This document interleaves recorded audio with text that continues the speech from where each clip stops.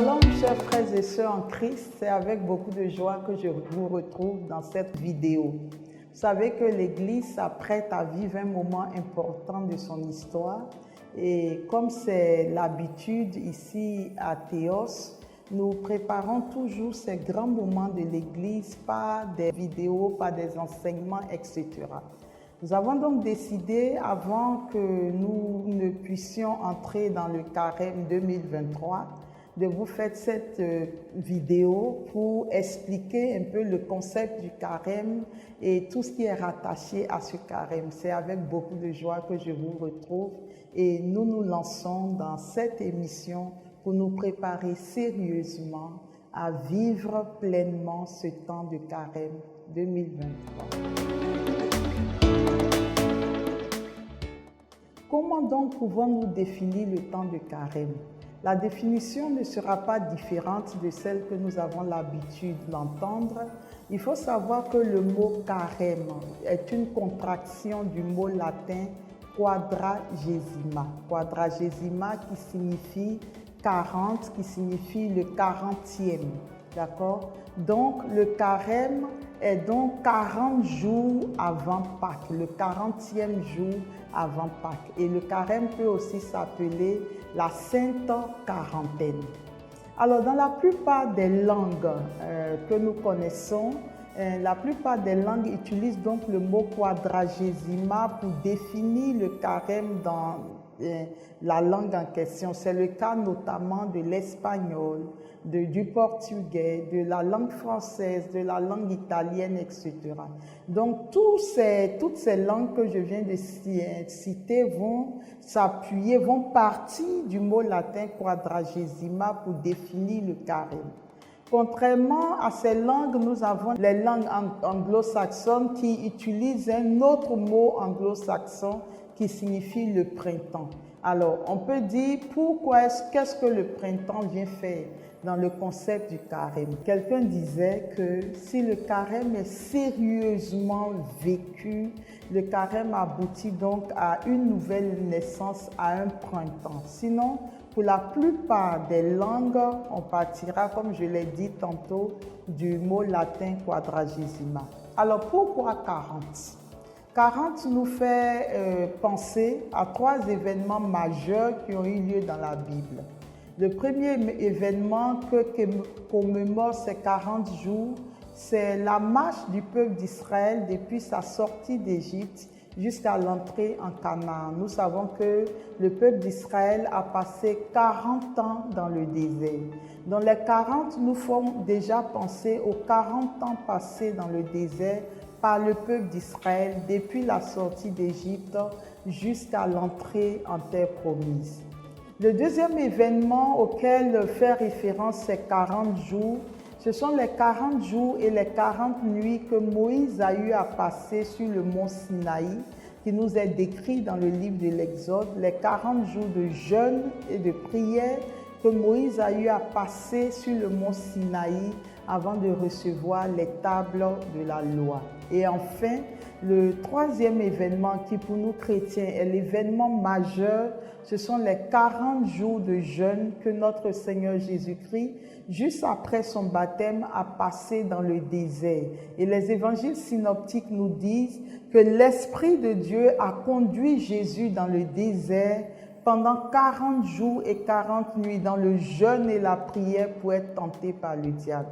Donc pour nous, les 40 jours de carême nous renvoient à ces 3 grands événements, mais essentiellement aux 40 jours de jeûne et de prière de notre Seigneur Jésus-Christ. Nous voulons emprunter le même chemin que lui afin de remporter de grandes victoires dans nos vies. L'importance du temps de carême est très très forte pour le chrétien parce que ce temps de carême, je l'ai dit tantôt, nous renvoie au Christ qui passe 40 jours dans le désert. Et justement, en tant que chrétien, alors pour bien comprendre cette problématique, c'est de se dire qu'est-ce que notre Seigneur Jésus-Christ est allé faire dans le désert. On apprend d'abord que c'est l'Esprit de Dieu lui-même qui le conduit au désert. Ensuite, dans le désert, nous voyons qu'il est tenté par le diable.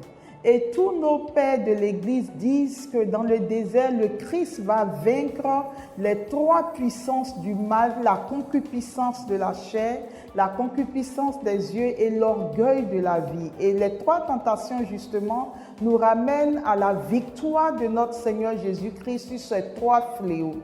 Donc, le temps de carême nous invite, nous aussi, au désert, à lutter. Le temps de carême est un temps de combat spirituel où chaque chrétien est emmené à faire le point de sa vie, à identifier dans sa vie quels sont ces lieux de fragilité, de péché, ces lieux où il succombe encore à la tentation. Et ce temps de carême apparaît comme un lieu de combat spirituel où nous nous exerçons par des mortifications, par des pénitences, par des supplications, par le jeûne. Nous nous exerçons à vaincre justement dans chacune de nos vies tout ce qui se pose comme un obstacle pour l'avancement du règne de Dieu, pour notre marche à la suite du Christ. Alors pendant ce temps de carême, ce qui est important, c'est de ne pas rentrer dans une habitude ou une routine pour dire ça fait partie de la liturgie de l'Église. Chaque année, on aura le temps de carême. Mais comme va le proposer bientôt Théos dans ce cheminement que nous avons intitulé « Au cœur du désert », pendant ce temps de carême, chacun devra identifier dans sa vie quels sont les lieux où la chair règne. Quels sont les points où il a besoin d'une conversion. Chaque temps de carême doit devenir un temps de conversion et de repentance véritable. Dans l'attitude, on vous le décrira bientôt dans le cheminement au cœur du carême, c'est de se dire en ce carême 2023, dans la prière, dans la lecture divine, dans la méditation, arriver à identifier le point sur lequel le Seigneur souhaiterait que je travaille en ce carême 2023. Pour certains, ça sera tel péché, pour un autre, un vice, pour un autre, une attitude mauvaise. Mais arriver à identifier au moins un péché sur lequel nous allons travailler et dans un esprit d'abnégation, de recueillement, de méditation, de pénitence, de mortification, arriver à travailler sur cet aspect pour qu'au thème de ce temps de carême, comme le Christ, que nous puissions sortir victorieux et triompher de ce péché qui, pendant des années, a dominé dans notre vie. Alors, beaucoup de chrétiens se demandent pourquoi est-ce que, contrairement à la fête de Noël, par exemple, qui survient toujours le 25 décembre, pourquoi est-ce que pour le temps de carême, les dates bougent? Alors, pour bien comprendre cela, il faut connaître un peu l'histoire. Nous savons que dans la tradition juive, parce que c'est chez les Juifs que nous trouvons l'origine de la fête de Pâques. Dans la tradition juive, la fête de Pâques intervient toujours vers le 15 Nissan. Et le 15 Nissan est une date qui, chez les Juifs, reste la fête de Pâques. Alors, comment est-ce que les chrétiens déterminent la fête de Pâques? Je parle de la fête de Pâques et non du temps de carême, parce que le carême est toujours étroitement lié à la fête de Pâques. Et donc, si la fête de Pâques est variable, il s'en dit que le temps de carême également sera variable. Donc, pour arriver à comprendre pourquoi est-ce que chaque année, le temps de carême change, il faut comprendre pourquoi déjà la fête de Pâques elle-même change chaque année. Alors, comment est-ce qu'on détermine la date de Pâques chaque année? 2 ou 3 éléments interviennent dans la détermination de cette date. La première chose, c'est que chaque année, l'Église va regarder quelle est la date de l'équinoxe du printemps. L'équinoxe du printemps, généralement, survient le 21 mars. Il peut, d'une année à une autre, changer, mais le changement va intervenir 1 ou 2 jours avant ou après. C'est-à-dire l'équinoxe du printemps, une année peut être le 20 mars, une autre année le 22 mars, mais dans l'ensemble, ça tourne autour de la date du 21 mars. Et l'Église a choisi de ne pas tenir compte des variations possibles de l'équinoxe du printemps, mais de rester figé sur la date du 21 mars. Donc, pour savoir quelle est la date de la Pâque d'une année, on regarde déjà le 21 mars de cette année. Après donc la date de l'équinoxe du printemps, qui est le premier élément dont on tient compte dans la détermination de la fête de Pâques, on regarde la date de la première pleine lune qui intervient après l'équinoxe du printemps. L'équinoxe du printemps qui s'appelle aussi l'équinoxe vernal. Donc, on a le 21 mars pour l'équinoxe du printemps. Ensuite, après le 21 mars, on va regarder dans le calendrier lunaire quelle est la date de la première pleine lune qui intervient après cet équinoxe du printemps. C'est une date qui varie d'une année à une autre. Donc, une année, on a telle date, une autre année, on a telle autre date. Mais ce qu'il faut savoir, c'est que cette date intervient toujours au maximum un mois après l'équinoxe du printemps. C'est-à-dire, ça ne peut jamais dépasser un mois après l'équinoxe du printemps. Donc, entre l'équinoxe du printemps et un mois après, on trouve forcément la date de la pleine lune. Donc, premier élément pour calculer la date de Pâques, on a la date de l'équinoxe du printemps, qui est le 21 mars. Le deuxième élément, c'est quelle est la date de la pleine lune après l'équinoxe du printemps. Troisième élément dont l'Église tient compte pour déterminer définitivement la fête de Pâques, c'est le dimanche qui suit la pleine lune. Le dimanche qui suit la pleine lune. Donc, à partir de ces trois éléments, l'Église va définir la date de la fête de Pâques. Il peut arriver que la pleine lune coïncide avec soit un dimanche. Si la pleine lune est un dimanche, l'Église va reporter la date de la fête de Pâques au dimanche d'après pour ne pas faire coïncider le dimanche de la Pâque avec le dimanche de la Pâque juive qui, elle, a lieu pendant le dimanche de la pleine lune. Donc, voici un peu comment est déterminée la fête de Pâques. Pour me résumer, on prend le 21 mars qui est l'équinoxe du printemps.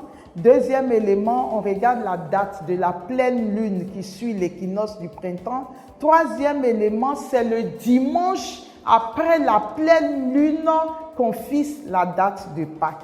Alors, comme le temps de carême est lié à la date de Pâques, une fois qu'on a fixé la date de Pâques de l'année en cours, on va remonter maintenant en arrière 40 jours plus tard. Mais ce n'est pas exactement 40 jours, c'est même 46 jours, etc. Parce qu'il faut retirer tous les dimanches qui sont à l'intérieur pour retomber définitivement sur le temps de carême. Et c'est ce qui peut expliquer que le temps de carême varie d'une année à une autre, simplement parce que la date de la fête de Pâques à laquelle est étroitement rattachée la date du temps de carême, elle-même varie d'une année à une autre. Vivre le temps de carême peut paraître une routine, mais quand on a véritablement compris les enjeux du temps de carême, on comprend donc que ça ne peut jamais être une routine. Ces derniers temps, je suis en train d'étudier quelles sont toutes les composantes de ce qu'on peut appeler la chair. Et je me rends compte en étudiant, à partir des écrits des pères de l'Église, etc., que la chair a tellement de composantes dans la vie de l'homme qu'il faut maintenant, comme dit Saint Jean de la Croix, passer chacun de ces aspects dans le filtre de la mortification, dans le filtre du rejet, dans le filtre des privations, etc. Donc, chaque point de notre vie a besoin d'être visité, doit mourir. La parole de Dieu dit, il faut faire mourir la chair avec tous ses agissements. Donc, avec tout ce que la chair comporte comme soubresaut, comme réplique, comme composante, Saint Augustin dit, toute notre vie durant doit être une période de carême.